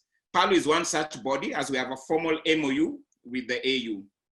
The request is non-confrontational, rather than a case which would have been adversarial. And we're seeking an opinion from the court, and the opinion will still be influential because it will restate what is the law of the AU that is applicable in all the 55 African states. We did not seek an injunction to stop any elections. We appreciated that the decision whether to hold elections and when to hold elections is within the sovereign right of each country. We essentially have asked the court 3 questions. If a state decides to hold elections during COVID-19 and with the risks that come with it, what should be the standards and guidelines for that election to be termed free, fair, inclusive, participatory? On the other hand, if a state decides to postpone elections, what should be the standards and guidelines for this postponement? And also the process. The process of deciding to postpone elections cannot be decided by the chief executive himself, as we've seen some trying to do, for instance, in Malawi. It cannot be decided by the political parties themselves. This is a huge decision that requires the country. So what should be the process for holding national consultations that are seen to be inclusive and participatory to decide whether or not to hold elections, when to hold elections, to ensure that the people are represented? So those are the questions that we've asked from the court. We want clear guidance interpreting the African Charter on Human and People's Rights, Article 13, that provides for the right to government in your country, interpreting the Maputo Protocol, which is the rights of women with regards to the governance of their country and elections in their countries, and the African Charter on Democracy, Elections, and Governance, which sets very robust standards about that. So this is just one of the legal and constitutional issues coming up in the context of COVID-19, for which we lawyers are supposed to push for there to be clear rule of law ways of dealing with it. Thank you. Linda, do we have any other question on the Q&A?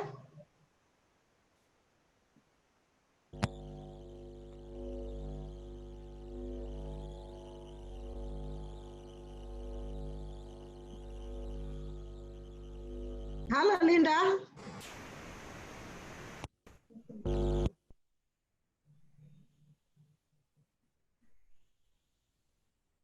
To answer it. And the question says, working in a tech, I have seen many initiatives and recommendations. So the question says, working in a tech firm and an IT vendor, I have seen many initiatives and recommendations in the law industry, but firms and societies make little effort in making these fundamental shifts. How best can technology improve a reserved sector? And I think Dr. Patel is well-versed to answer, seeing as he's giving many solutions to digital financing and all this. So maybe if you could answer this question for us as we close. Yeah, thank you, Catherine. So, you know, I'll come back to Don. He said something very important. Solutions are only in your mind. You know, what you need to think about first and foremost is there is no box. So think about, you know, within the box and the sky is the limit. There is no sky and there is no box. Start like that. Otherwise, you will not disrupt. Okay. And when you are into innovation rather than playing what I call catch up all the time, you will not progress because the Western world will really blow it away. Something Don mentioned as well, I want to expand on that, okay? In terms of technical solutions, you know, there are so many things, even in the legal profession. Why can law firms in Africa, and you know, a lot of the people have said there's a recession and it's going to get worse in my view. Why can't law firms working 24/7 supply legal cases, at least at the first stage, before it goes up the escalation ladder through Supreme Courts and High Courts, etc. Okay, so why can you not do virtual courts from Africa for around the world? All right, this is possible nowadays. There are solutions that allow you to do that. Same thing with, why can't people in Africa actually provide any form of service that is required in technology? I pointed out in my last slide, the whole thing about AI, ML, deep learning, sensitivity analysis, graphical analysis, chart analysis. These are all jobs that can be done remotely. Believe me, big data, AI is huge. So all those solutions can be done in Africa. The law should not interfere with innovation, you know, and I covered this before as well. Where the law or the local law tries to interfere and stifle progress, there will be a revolution. That's why there's decentralization, and there's a lot of talk about decentralization. That's why cryptocurrency came into being. So no matter what kind of product or service business you are, a lot of this can be done using new technologies. I'll give you another classic. Advising a company for cars and AI-based tracking of preventative maintenance, okay?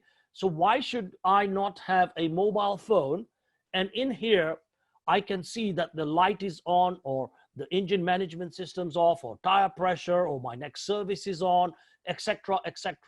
Why can all this not be on the blockchain? There are parts of this solution already available, but on a car, you have this thing called the onboard diagnostic port underneath the steering generally or wherever. So whenever you take your car in for service, who wants to sit around drinking dare I say, shit coffee in a lot of these reception areas, waiting for them to say, oh, we think this is wrong, bring it back next week, or wait for 3 hours. No, those days are gone.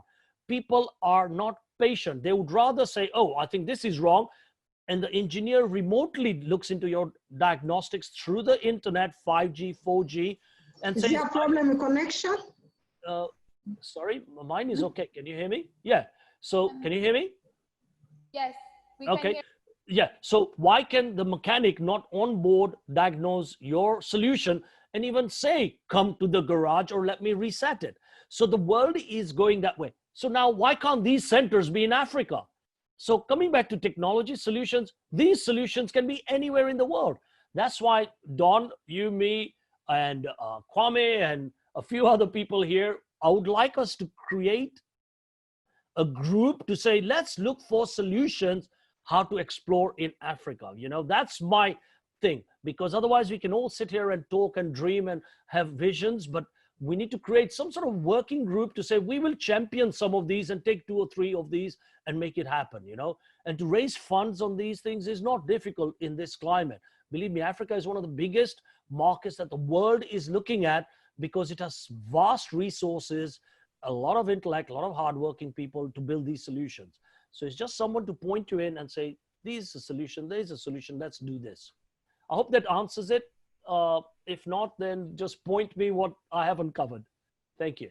I think that covers it. And even as we look to increasing technical expertise and adopting new ways of, you know, just moving with technology in terms of AI, machine learning, and cloud computing, as you had mentioned, someone has raised a question and they've said the judiciary doesn't have these experts, and so probably they're in the private sector, and there needs to be, like you have said, a way of coming together so that we can improve capacity. And even at this time, when we held a webinar previously, the judiciary did come and say they solicited help from the Ministry of ICT to be able to just give interim interventions. And so at this time, having answered our questions, I would just like to hand it over to Betty and James so that they would just allow you to make closing remarks. And I hope we can conclude this in the next few minutes, so that I'll just give it back to them to allow you to make closing remarks and just make any comments. And I can see we have a new panelist, Joanne. And so I'll just invite Betty to come up and ask this panelist to make the closing remarks. Thank you very much for that. And so far, so good. Before I do that, there was the question about the cross-border trade issue, the effect of Tanzania not embracing the lockdown.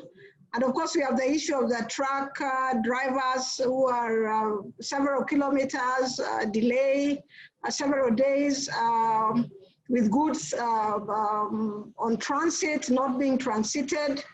That question was answered to some extent by Mr. Don, but I would like to ask Mr. Kwame, even as he wraps it up for us, what effect it would have on the economy, as it were, Kenya and the other. And again, what we are seeing about the other day, fuel prices were very low. Recently now they have gone up. Petrol is now up, many shillings up. What is the effect of that, especially coming against the backdrop of the pandemic? Maybe you could consider answering that as we are going to the last lap and giving you chances to round up. Perhaps Mr. Kwame could start, answer those, and then round it up. And I don't know whether Mr. Mwamu has anything else that he wants to add before you begin.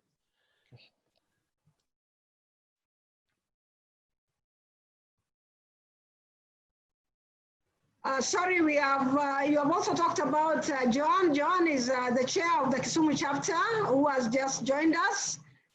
We are lucky to have her, and she will be giving her remarks and giving a vote of thanks on behalf of all of us. Okay, fine.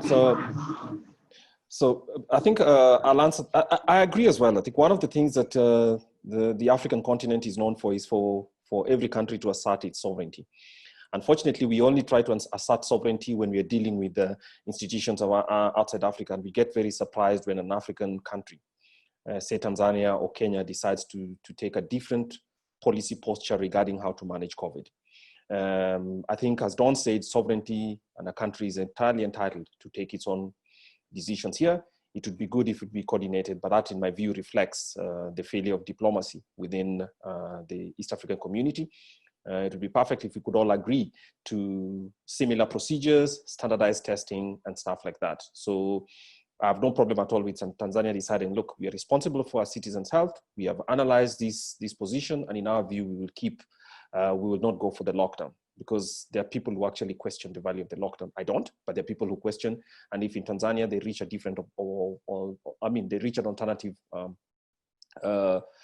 conclusion, I think we ought to respect that. So I actually accept that they have that's entirely within the right of Tanzanian public sector professionals to make that decision and be accountable to its people. What were some of the effects? Of course, we saw some of those effects that even for far-friendlier countries such as Kenya and Uganda, we've had problems with truck drivers moving and whether they've been tested or not, and whether that test comes in quickly enough. Which suggests to me that one of the things that will be necessary for this economy to recover quickly, and I think for all African economies, would be how quickly are we able to conduct tests to determine whether people are unwell or not, and whether they can cross from one border to the other. If you look at Kenya's case, we are testing about 1,000 people per day, maybe less than 2,000 people per day. And given how quickly this virus spreads, I think we need to step up that. It's an East African problem as well. So if you think that Rwanda has 1/4 of Kenya's population, but is testing twice as many people as we are, so obviously they have a far better handle of how the spread of the virus is going on. So there's some catching up that each of the countries, Uganda, Tanzania, but more specifically Kenya and Tanzania, need to do to be able to do that. But as I conclude, as lawyers, you must remember that the legal economy is a part of the larger Kenyan economy. So whatever value you can create is dependent on other transactions that take place. If people are buying houses, of course, the real estate lawyers will have some business to do, adding value, of course, to the process. If transactions are taking place, employment grows, obviously employment rolls. If people need arbitration over contracts, that will happen, and that will be. So what you need to see is that the legal sector is itself embedded in the national context, and also the global context. So as firms grow and as growth takes place, it's in the interest of lawyers to actually see that before we can actually have be on the back end of providing solutions for people to employ their workers, or to manage separation, or to manage mergers. All that depends on the health of the economy. And so looking at some of the decisions that the public sector makes regarding debt, regarding how contracting takes place, regarding expenditure one way or the other, whether some of it is wasteful or not, all these things are governed by laws. And I'd like to see a cadre emerge within, for instance, law societies among legal professionals, of people whose work is actually to monitor public finance law, and whether, whenever possible, to intervene in those areas to ensure that the laws respect constitutional edicts, and at the same time are implemented in a way that respects not only the constitutional edicts, but also generate greater public value, because the legal profession is actually a public profession in the sense that work takes place within largely in the public sphere. So that's my conclusion. Thank you very much. For that wonderful wrap up. I had asked whether Mr. Mwamu has any area of concern before the other panelists wrap up. Perhaps he has. If he doesn't, then we'll be going to Mr. Patel for the wrap up. I just want to thank all the panelists for the good presentations that they have done. They have covered a lot of areas. And we're just very grateful that we will, next time, perhaps we'll call you to break this down for us. Finding new opportunities, in the digital area, in the world. I think lawyers realizing that there's a need to diversify. And perhaps this is one way to go. And I think Don has captured to say that things are not going back to normal. I mean, we are not going to go back normally 100%. This thing has changed, and I think it has changed for good. So it's just good for us as lawyers, as businessmen, to be able to diversify, and as Silva Kayondo said, to innovate. within this very difficult time. We have also, Kwame has also pointed out how technology is still very expensive. Even for lawyers, investing in technology is not an easy thing. And this thing has affected not just the small law firms, but also the big law firms have been affected adversely. At least South Africa, as Don has pointed out, has taken an opportunity to do a survey on how this has affected the law firms. The law firms that have completely closed, ones that send their employees on leave without pay, ones that are paying their employees half salary, 3/4, or no salary at all. So these are things that affect us as human beings and as lawyers, as professionals. And then also the other issue that as lawyers, perhaps we need to see how you can work with other professionals, accountants, engineers.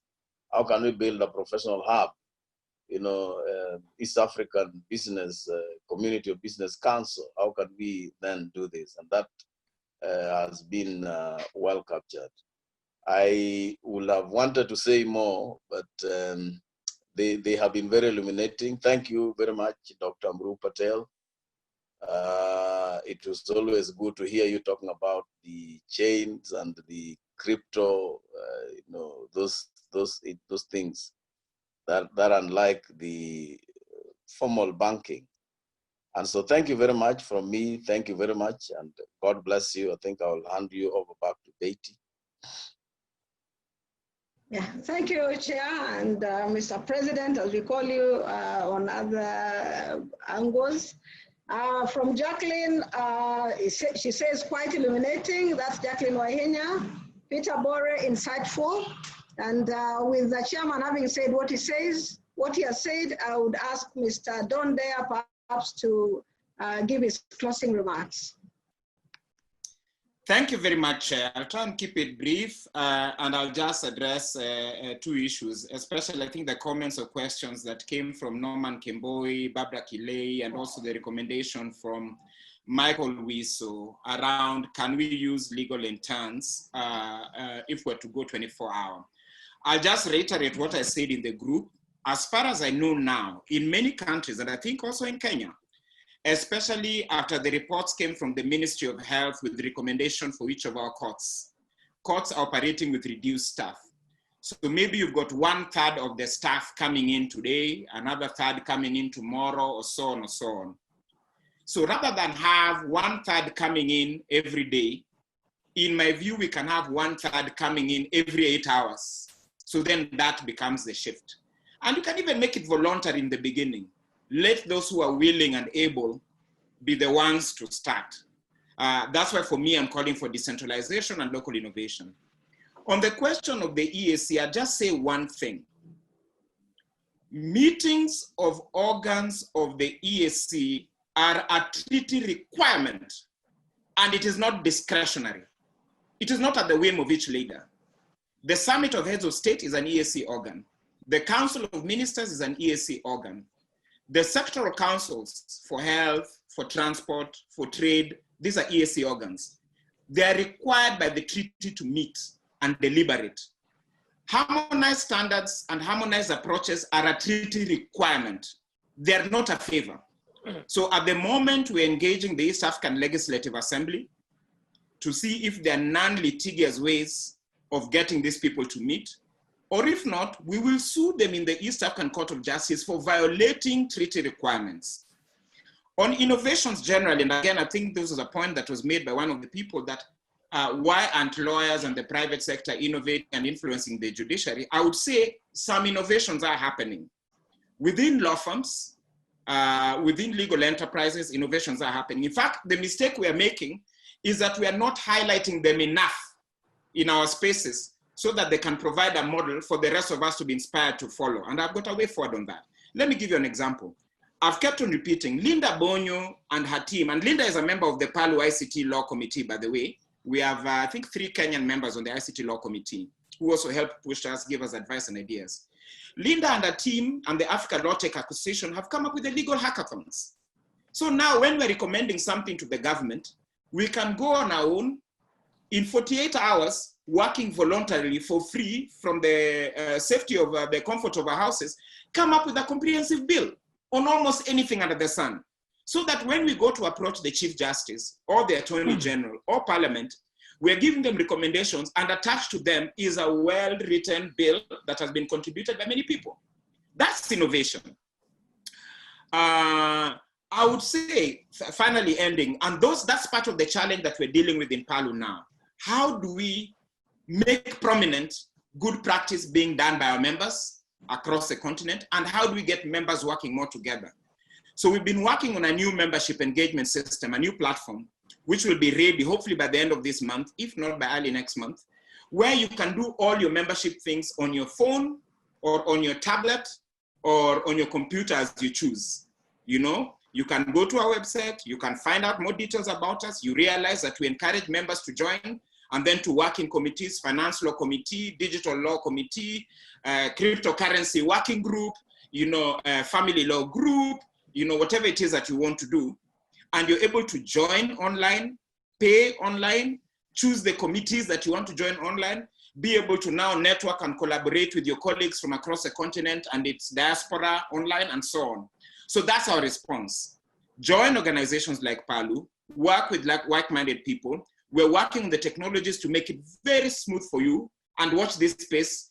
Within a month, it will be there. Thank you very much, Chair. Thank you very much. We have about 5 minutes to go. I'll reserve Mr. Patel for last. Any closing remarks from Mr. Silva?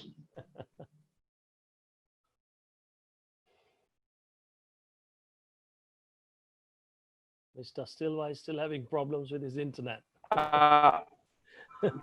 All right, I hope you can hear me this time. Yeah. There was no, am I coming through? Are you getting me, Mr. Patel? Very broken. Yes. It comes very broken. Yeah. Now, there was an earlier question raised about baby boomers, millennials, and tech adoption. Yeah, but so there was an earlier question raised about baby boomers, millennials, and tech adoption. We're now having another class of people coming on board, the COVID millennials. Now, the COVID millennials have been attending school at home. They've been doing Zoom parties for their birthdays. They will not allow the old status quo to override in terms of progress. So I'm seeing those as the early adopters, and we as the late majority in terms of adoption for this.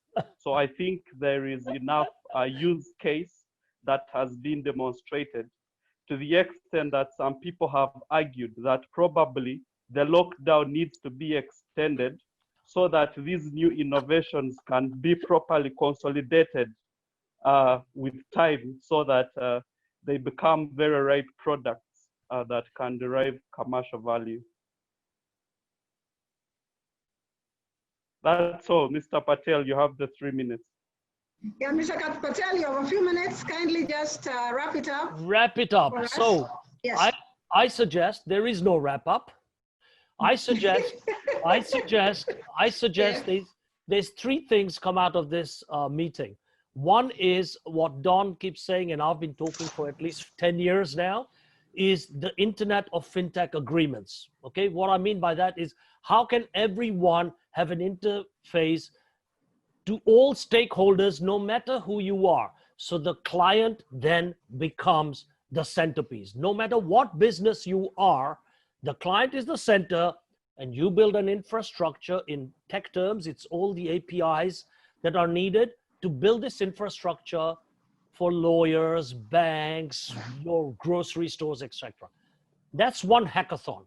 Second hackathon for Dawn, and the challenge is lawyers working 24/7, providing services outside Africa. Okay, I would like to take that challenge on and drill that. And Silva and Kwame, to see what the impact of economy would be on this, and then also look at what you call the Covilinians, or what, I forget the term now, is so fantastic. But it's true. I said the world is at a reset mode. So I hope nobody goes back to normal. I really hope so, not in a bad way, but in a good way. Because if you don't reset and reprogram yourself, you will die. okay? So you have to reset. Don't go back to normal. The normal is, there is no normal. Lying flat is not the normal, okay? So you have to jump and fight. Think of that lion every morning waking up and going out to hunt, and the antelope running away because he will be food. So final comment, either be lunch or go and eat lunch, okay? So look forward to round 2 of this with a more productive brainstorming debate way of doing this rather than a panel and lots of speeches. Thank you, James.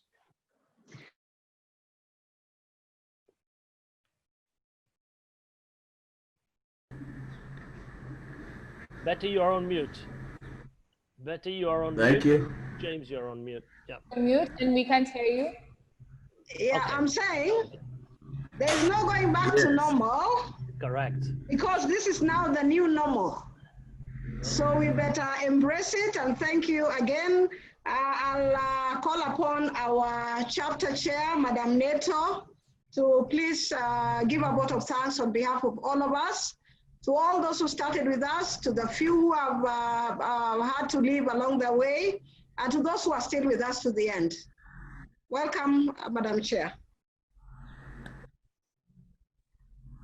Well, thank you very much to all the panelists and to all of us, all the people who are online. We are very grateful. We are excited that you were able to do this. This has been a very insightful discussion. And one thing that is in my mind is adapt and innovate, because we are not going back to any other normal. We have a new normal. So we are very grateful that you are able to bring out this. They say adversity is the mother of all inventions, and a lot of there's a lot of discussion going on. That is going on. There's a lot of suggestions on how lawyers can probably innovate. And one thing that is key here, and I hear from all the panelists, is that we must collaborate. We must start thinking of collaborating with other parties, like the tech industry. As lawyers, we must start doing this, and without watering down what the panelists have said, I want to say thank you to all of us. Thank you very much for your time. We really appreciate it. It is, we wish we could have had more time to discuss some of these things, but I believe that moving forward, we will, step up this discussion. Thank you very much. And I really want to appreciate the Lawyers Hub. The collaboration between the LSK Kisumu chapter and Lawyers Hub has done some justice during this COVID session, because they have always hosted that. And, this is something that we really appreciate. Linda and the team, thank you very much. May God bless you. We still look forward to having more discussions, and I'm very glad that people joined in, and they really appreciate all this. Thank you very much. We will continue engaging more. And to our panelists, when we call upon you again, kindly accept, come in, because we value the discussion, we value the wealth of knowledge that is coming from you. And God bless all of us. Thank you very much.